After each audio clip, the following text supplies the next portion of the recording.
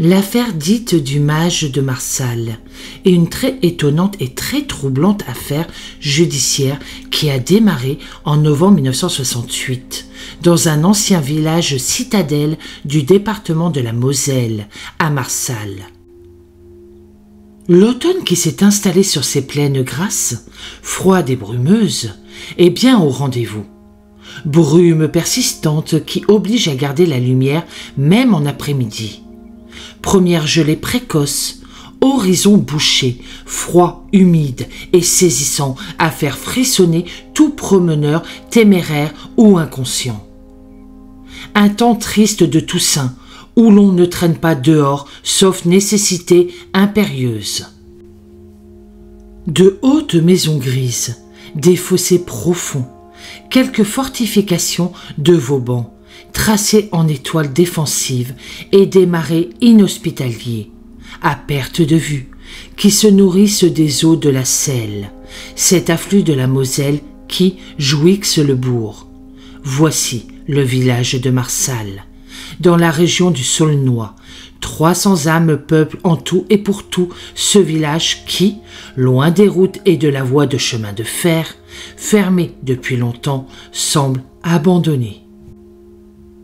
Car l'or blanc, autrement dit le travail du sel et sa préparation, le flottage du bois sur le canal aménagé, les militaires logés dans les 4 casernes Vauban, l'arsenal ou la collégiale, tout cela a disparu et relève désormais de l'histoire ancienne. Une page du village a été tournée à jamais. Pourtant, à y regarder de plus près, on n'est qu'à 8 kilomètres tout juste du chef-de-lieu de canton, Château-Salins, où une petite vie locale semble se battre encore face à l'exode rural inexorable des jeunes. Là aussi, il y avait du sel, ce riche sel lorrain. Un pays où, de surcroît, le surnaturel semble en permanence affleurer entre terre et eau. Une atmosphère tout à fait propice à faire naître à foison légendes et superstitions, qui vont passionner la France entière. Les étangs de l'Indre et de Rhodes ne sont pas loin, riches eux aussi d'un passé et parfois encore d'un présent sulfureux. Il s'y passerait d'étranges choses. La légende est confortée et on aura du mal à la démentir.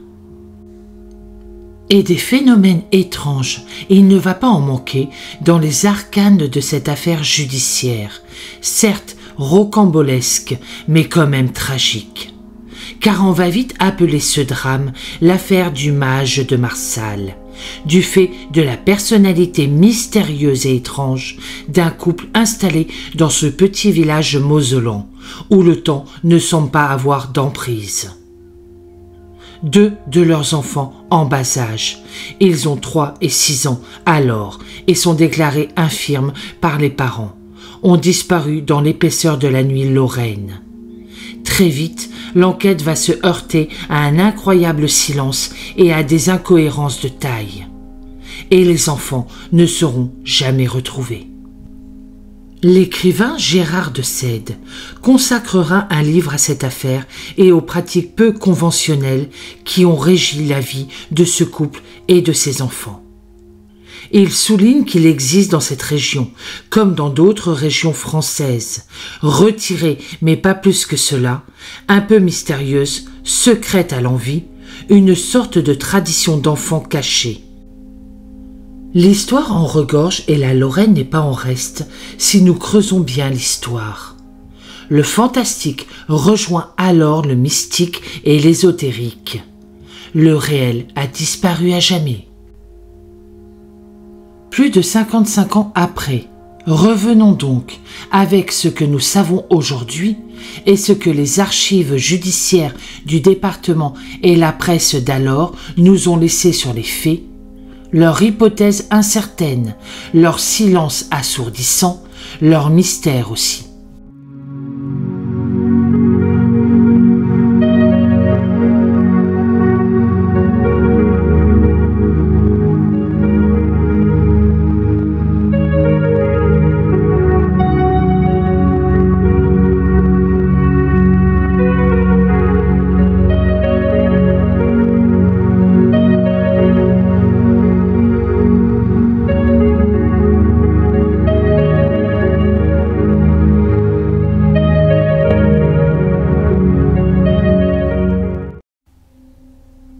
Aloha, j'espère que vous allez bien. On se retrouve aujourd'hui pour une nouvelle affaire, l'affaire du mage de Marsal. Cette affaire va nous plonger dans le paranormal, le surnaturel, ainsi que la tragédie. Le samedi 23 novembre 1968, Maurice Gérard, qui se fait appeler aussi le mage, Smami Mat Kormano, Atchoum, en fait un habitant du petit village de Marsal en Moselle, habitant aux 7 rues du gouvernement, dans une immense bâtisse, à première vue un rien délabré et dont il a hérité, se rend à la gendarmerie de Vic-sur-Seille, territorialement compétente ici. Il est affolé et à première vue, il y a de quoi. Il parle vite, d'un ton saccadé et rapide. Il raconte aux gendarmes que 2 de ses 6 enfants, prénommés Pascal et Gabriel, âgés respectivement de 3 et 6 ans, nés de son union avec une dénommée Josiane, qui se fait aussi appeler la grande prêtresse Alphéola, ont disparu au cours de la nuit précédente, vers 3 heures du matin. Pas plus lui que sa compagne ne s'en sont aperçus jusqu'au lever, sauf des cris et un coup de feu qui s'est perdu dans la nuit. Il mentionne aussi le vol d'une statuette en bois à laquelle lui et sa compagne tiennent beaucoup. C'est plus important que ses 2 enfants. Ils en donnent d'ailleurs une valeur pécuniaire de plusieurs millions de francs, somme fixée très arbitrairement par lui seul, expert de la chose, clame-t-il, et qui laisse les gendarmes pantois. Mais on est loin de la fugue enfantine ou d'une escapade nocturne imprévue. Il explique que les 2 petits garçons sont en réalité infirmes. L'un ne parle pas, l'autre ne marche pas encore. Il précise aussi qu'ils auraient été kidnappés. Il en est certain, par des ravisseurs, plusieurs hommes en fait, qui se sont enfuis en voiture. Il est persuadé qu'ils vont se servir d'eux pour faire pression sur lui et la prêtresse afin de les obliger à leur livrer leurs secrets permettant de rentrer en contact avec l'invisible. Rien que ça. L'adjudant-chef compte qu'il écoute longtemps sans l'interrompre jamais, reste circonspect. On le serait à moins. Maurice Gérard ne peut en dire plus, sauf qu'il est convaincu qu'ils ont sans doute été enlevés par ces gens dangereux, désireux de lui dérober à tout prix ses secrets magiques et le mystère de la statue qui parle. Tout ça sans la secte à plein nez. On dit à l'homme qu'on va s'occuper de cette affaire.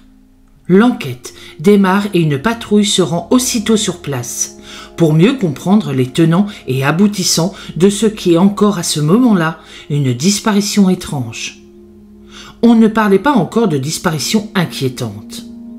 Et l'enquête va très vite montrer toutes les ambiguïtés de celui qui se fait appeler le mage de Marsal et de sa compagne, la grande prêtresse Alphéola.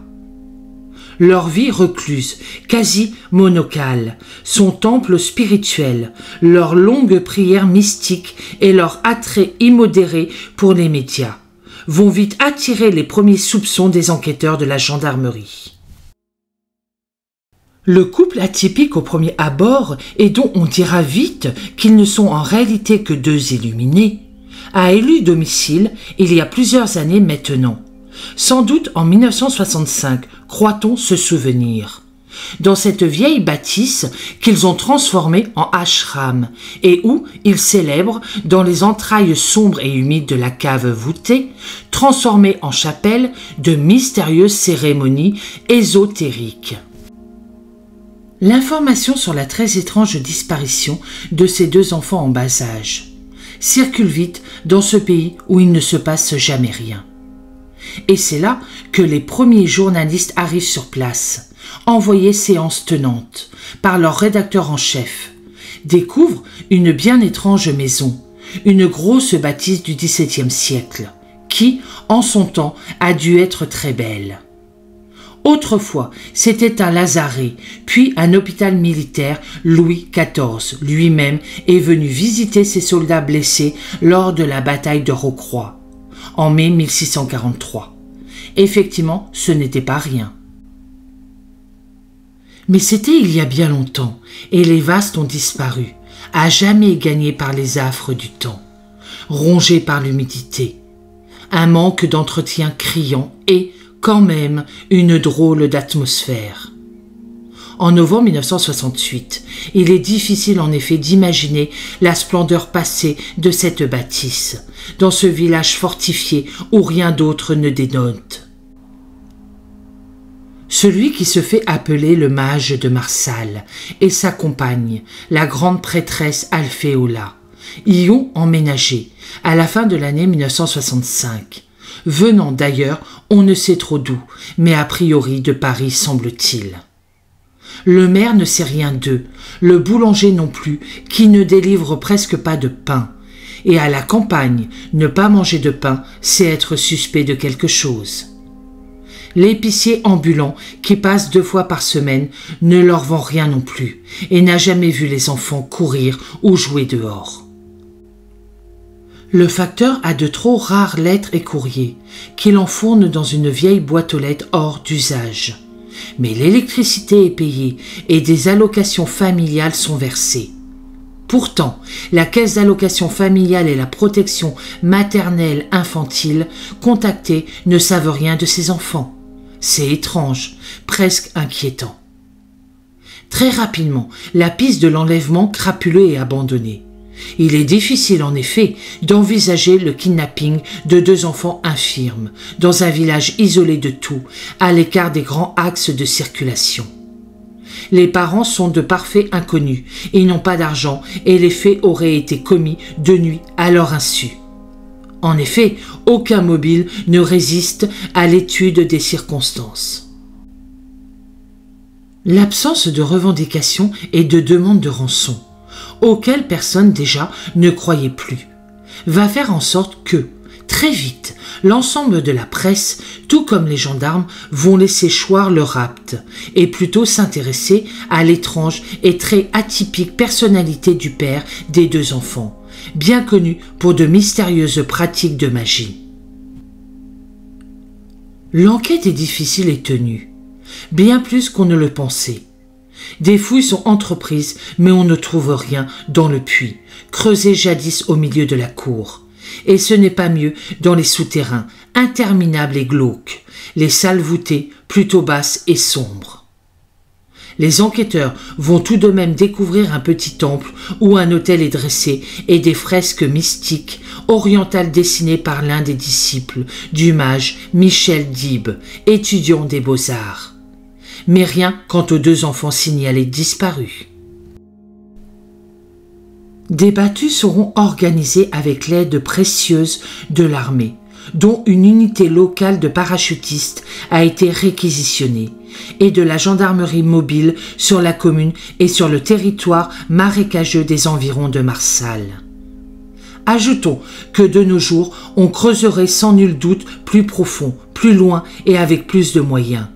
Mais nous sommes à une autre époque aussi, ne l'oublions pas. Mais sans corps retrouvé, et personne au village qui ne se souvienne vraiment d'avoir vu récemment les enfants. On n'avance guère. On s'interroge même, on commence à douter. Ces 2 enfants ont-ils seulement existé? Est-ce un accident suite à une messe basse qui a mal tourné? Le mage autoproclamé est la grande prêtresse, son incantation divinatoire. Sont-ils simplement des parents effondrés de ce qui leur arrive et qui les dépasse largement? Ou sont-ce plutôt des parents assassins? Des illuminés avides de notoriété? Peut-être aussi de sataniques pervers? Plus de 50 ans après les faits, les corps des enfants signalés disparus n'ont jamais été retrouvés et le mystère de Marsal reste entier. Sur place, la maison familiale, où tout le monde va et vient, adeptes compris, où les parents vivent comme des marginaux, avec leurs disciples. Convaincus, ressemble plus à un capharnaüm géant qu'à une maison familiale ordonnée telle qu'on pourrait le concevoir, et la propreté ne semble pas être une vertu cultivée ici. L'école pour les petits, on ne connaît pas, même si le petit n'était pas encore scolarisable. L'affectation des pièces, on ne connaît pas non plus. Et des pièces, il y en a ici, à profusion, avec chacune ses secrets, recoins, placards, alvéoles mystérieuses. Il ne faudra pas longtemps pour qu'on arrive à soupçonner cet homme d'avoir en fait assassiné ses enfants et d'avoir tenté de maquiller son crime en enlèvement sordide. Mais ressentiment et impression n'emportent guère cependant la conviction d'un juge. Et comme on pouvait s'y attendre, faute de preuves irréfutables et d'éléments matériels, l'enquête va assez rapidement s'enliser. Précisons aussi, et c'est utile de le dire ici, qu'en ces années-là, la police technique et scientifique n'existait pas encore et l'aveu restera longtemps encore la reine des preuves. À l'entrée de l'hiver, alors que les fêtes de fin d'année se profilent déjà au loin sur le calendrier, les gendarmes ont clôturé leur enquête préliminaire, qui ne dégage aucune piste par rapport à une autre, et cette enquête a été transmise au parquet de Metz, lequel ouvre une information judiciaire et désigne un juge d'instruction qui, sans faire offense au travail méticuleux et patient des gendarmes moselans, va saisir la police judiciaire de Metz, plus à même, pense-t-il, de traiter ce genre d'affaires sensibles. Face à cette situation-là, c'était se montrer exagérément optimiste. Cependant, on est là dans la logique judiciaire normale et habituelle. Ni plus ni moins, même si d'aucuns ont parlé d'acharnement judiciaire sur ce couple. Convoqué par la suite au palais de justice de la préfecture, Maurice Gérard sera interrogé plusieurs fois par le juge d'instruction nommé et à chaque fois, il ressortira libre après l'audition.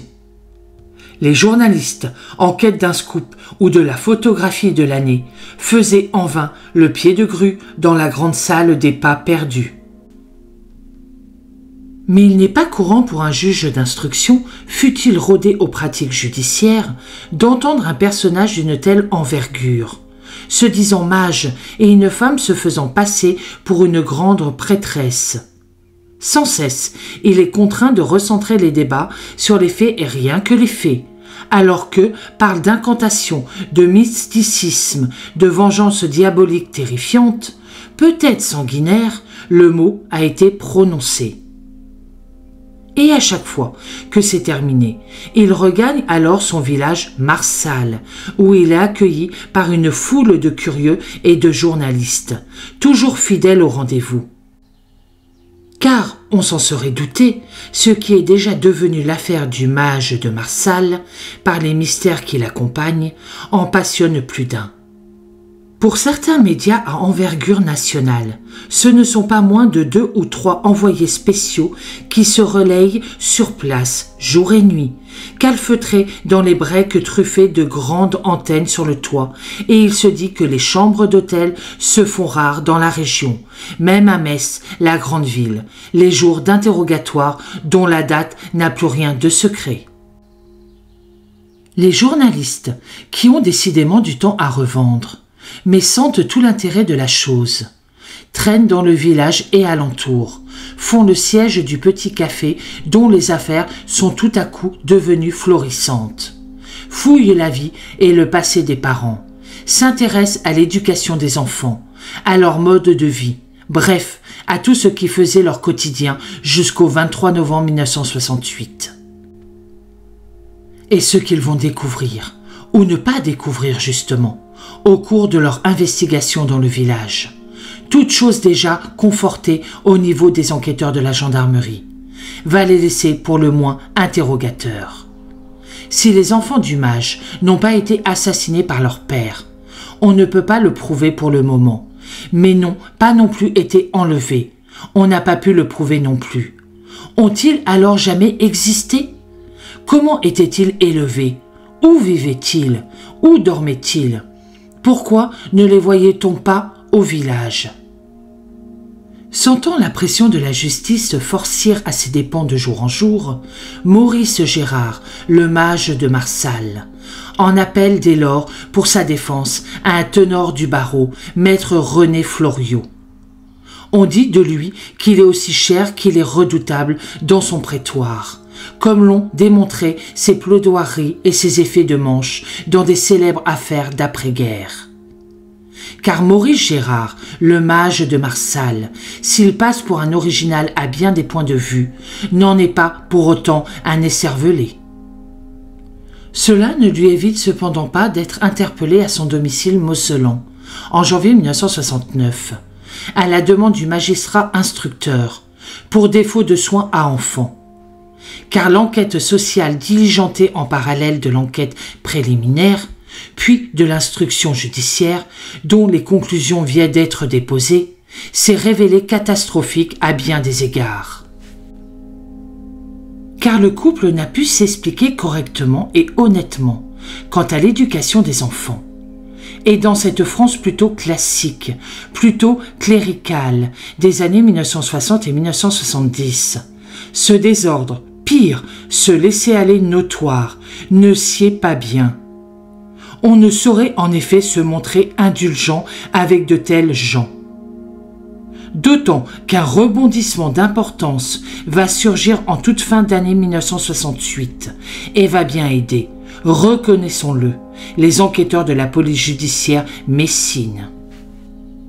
En effet, contre toute attente, l'instruction judiciaire ouverte contre Maurice Gérard, le mage de Marsal, vient de prendre, le 13 décembre 1968, un tour nouveau, bien qu'indirectement lié seulement avec l'affaire dont sont chargés les policiers de la police judiciaire de Metz, qui a trait à la disparition non élucidée de 2 enfants en bas âge. En effet, ce qui n'était encore qu'un bruit de couloir courant au palais de justice Meussin, depuis quelque temps, vient d'être confirmé très officiellement par les autorités judiciaires qui n'auraient pas su le taire plus avant. Le bruit fait l'effet d'une bombe dans ce microcosme encore très sage de province.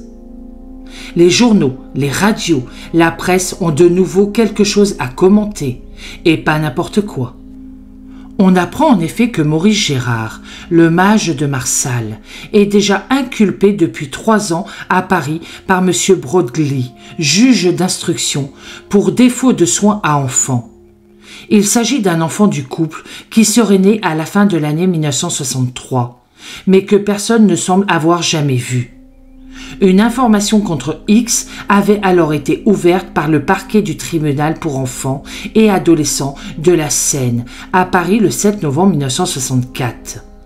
L'homme et peut-être sa grande prêtresse n'en seraient donc pas à son coup d'essai. Pour résumer ces faits troublants antérieurs à ceux de Marsal, mais tout aussi accablants pour le mage de Marsal et sa grande prêtresse, disons en quelques mots qu'à l'époque, les époux Gérard habitaient alors au 31 rue Saint-Maur, dans le 11e arrondissement parisien. Ils avaient déjà plusieurs enfants. C'est sur sa demande expresse que Maurice Gérard avait été inculpé car il préférait s'expliquer avec l'assistance de son avocat, maître Ducreux, plutôt que d'être entendu seul face à un juge, en qualité de témoin. Il a soutenu à l'époque que sa femme, la grande prêtresse, n'était nullement enceinte, en novembre 1963. Comme des voisins trop zélés et trop curieux selon lui, l'avaient jadis prétendu, et qu'il y avait eu au moins une erreur de date, dont acte, et le juge a cessé de chercher avec acharnement. Aucun élément nouveau n'est cependant intervenu depuis lors. Toutefois, M. Broglie, le juge d'instruction, a fait entendre a posteriori divers témoins dont on ignore la nature des dépositions. Lorsque la famille avait quitté Paris pour gagner Marsal en 1965, Le juge des enfants chargé de cette mission de surveillance et de protection infantile avait demandé au tribunal pour enfants de Metz de poursuivre cette procédure en marge de l'affaire pénale. Ce qui fut effectivement fait par le biais d'une procédure d'assistance éducative en faveur des autres enfants Gérard, mais avec quelques retards. Ceci explique cela. À Marsal, où ils sont arrivés, Maurice Gérard a tenu à s'expliquer sur cette affaire. Il dira, je cite, « À l'époque, nous étions en butte à la persécution constante de nombreux voisins, en raison de nos savoirs et de nos pouvoirs. Ma femme en devenait malade. » À Metz, où ces rumeurs du passé le discréditent aux yeux de la justice.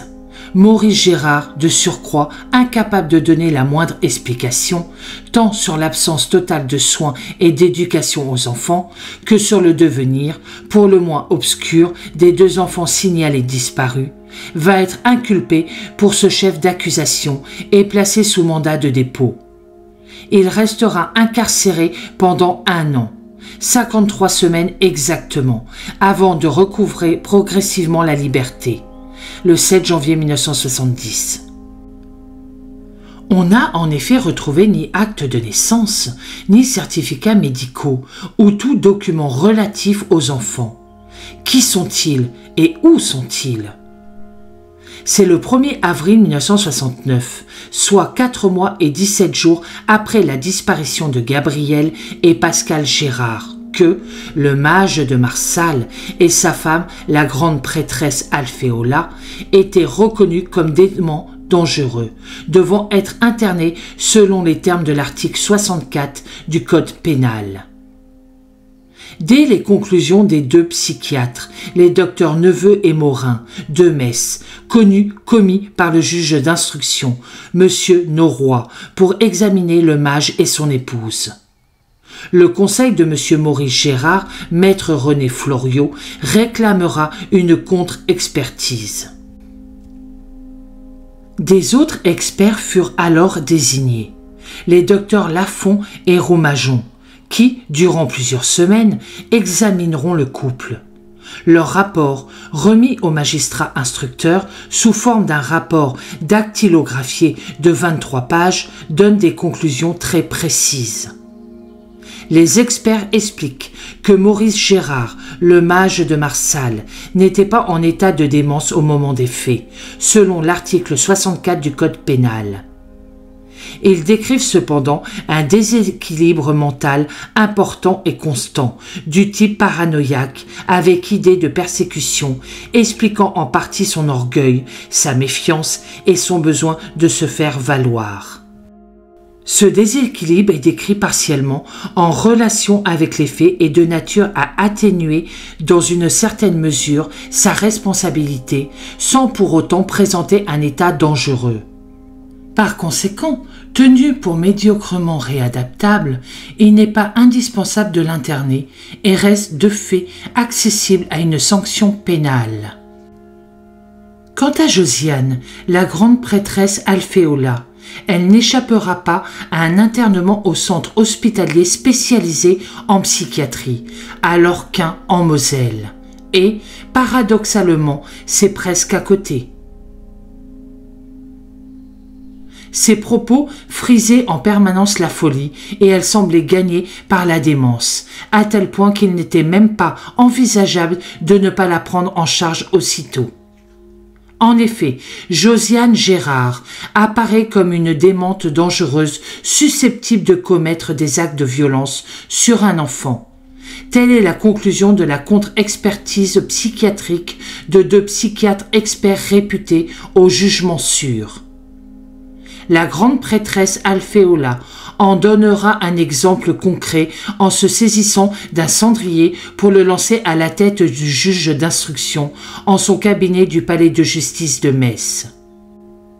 Même menottée par souci de sécurité, elle n'en continuera pas moins à l'injurier et à se débattre.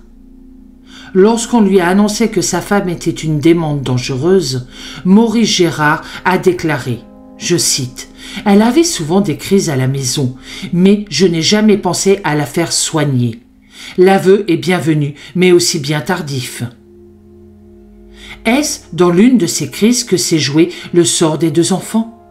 Dans le second entretien que Josiane Gérard a eu avec sa belle-mère, la femme du mage de Marsal, dont le rôle et l'influence ont toujours été d'importance, Josiane s'est entêtée à affirmer que Gabriel était à Marsal de 1963 à 1965, alors que le reste de la famille est unanime pour dire que l'enfant n'a passé que quelques jours tout au plus au village.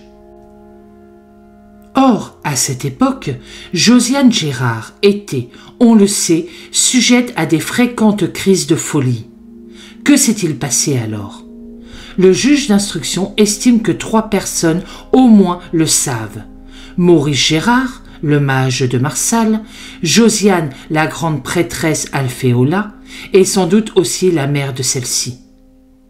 À sa sortie de sa maison d'arrêt de Metz-Queuleux, Maurice Gérard, le mage de Marsal, trouvera, pour s'occuper, une place de magasinier au foyer d'aide aux libérés à Metz, la préfecture. Il a abandonné, pour partie du moins, ses bouffées ésotériques et délirantes, embrassera même sa mère qu'il retrouve enfin.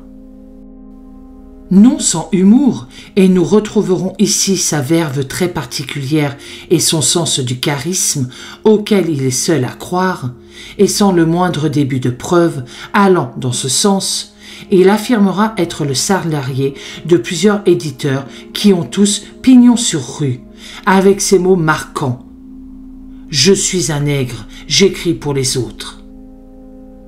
Et comme un cadeau de fin d'année qu'on lui aurait fait, sa femme sera libérée de l'Orquin, 1 an jour pour jour après son admission en service fermé de psychiatrie. La grande prêtresse Alféola se sera mise entre-temps à peindre en utilisant les forces de la nature, ce qui fait dire au mage « Oui, ma femme est une sorcière ». Libérée pour le moment, en attendant un hypothétique procès auquel plus personne ne croit d'ailleurs, tant les preuves d'un éventuel crime sont toujours absentes, Maurice Gérard, le mage de Marsal, revient régulièrement de juillet à fin octobre dans son village de Marsal. Là, il sert sans détour à ses visiteurs et aux nombreux curieux qui le sollicitent, certains venant même en pèlerinage ici, debout en haut du monumental escalier de pierre, les mêmes élucubrations, déjà ressassées pourtant, à propos des 2 enfants disparus. Il explique ainsi, à grand renfort de détails mystérieux, l'affaire s'inscrit dans un cadre strictement ésotérique. Comme je l'ai toujours dit, j'ai été choisi par des inconnus supérieurs, que l'on nomme parfois les 72, pour accomplir une mission bien précise. Mission qui avait des connotations politiques, c'est pourquoi je l'ai refusée. Par représailles, mes 2 enfants ont été enlevés. J'ai pensé, et je pense toujours, qu'ils pourront revenir un jour. Comprenne qui pourra. Lui y croit néanmoins, et, le temps aidant, il se plonge littéralement dans les entrailles de sa propre histoire. Un non-sens tant de fois affirmé devient réaliste et un mensonge 1000 fois répété est, à la fin, crédible. Mais faute de preuves, il bénéficiera d'un non-lieu en 1974, enterrant ainsi l'affaire dans les médias. En ces temps-là, on clôturait les affaires non élucidées avec célérité, comme pour s'en défaire. Aujourd'hui, bien sûr, et fort heureusement, ce n'est plus le cas. Le couple va quitter le village de Marsal et le département de la Moselle pour rejoindre à nouveau Paris. Ils résideront dans un appartement situé rue Saint-Maur, dans le 11e arrondissement. Maurice Gérard mourra le 18 avril 1999, à l'âge de 70 ans, emportant à jamais avec lui le secret des petits Pascal et Gabriel. Son avocat parisien, maître René Floriot, était mort quant à lui en 1975. À Marsal, la maison a nul autre pareille, vieille de 4 siècles et abandonnée depuis des décennies. Ayant jadis appartenu au sulfureux gourou surnommé le mage de Marsal, était en vente depuis près d'1 an, sans trouver preneur, quand elle a brûlé le matin du dimanche 15 mai 2022. Vers 7h30, l'alerte est lancée par une voisine des sapeurs-pompiers de service départemental d'incendie et de secours de la Moselle. Ces derniers, venus en nombre de plusieurs centres de secours de la région, sous la conduite de l'officier de permanence, ne peuvent plus que protéger les maisons alentours, tant le feu qui a couvé depuis longtemps est fort et dense. Mais qui aurait osé acheter une maison hantée? Car elle était assurément. On la fuit donc comme la peste ou le choléra. La question du devenir de la ruine s'est vite posée, plus aux autorités communales qu'aux héritiers. La réhabilitation de la bâtisse, au vu de son poids historique, fut un temps envisagée, surtout par des conservateurs nostalgiques, doux rêveurs. Mais elle coûterait une véritable fortune. Le maire a pris alors, dans l'urgence, un arrêté de péril.